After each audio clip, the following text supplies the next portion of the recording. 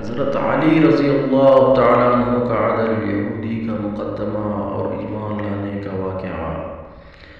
حضرت علی رضی اللہ تعالیٰ عنہ کے خلافت کے دور میں ایک دن اپنی ذرہ لوہے کی جنگی پوشاک کو گم پا گئے۔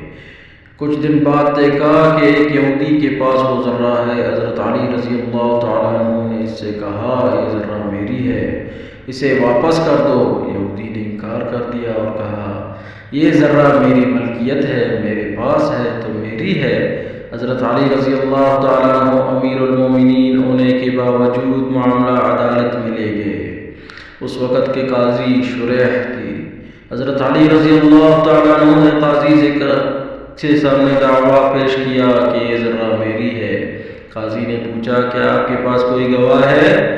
حضرت علی رضی اللہ تعالیٰ عنہ نے فرمایا، میرا غلام قمبر اور میرا بیٹا حسن رضی اللہ تعالیٰ عنہ گواہی دیں گے۔ قاضی نے کہا، اسلامی قانون کے مطابق بیٹے کی گواہی والد کے حق میں قبول نہیں اور غلام کی گواہی بھی اس معاملے میں قابل قبول نہیں۔ یوں شرعی اصول کے مطابق فیصلہ یہودی کے حق میں دے دیا گیا اور ذرہ اس کے پاس رہ گئی۔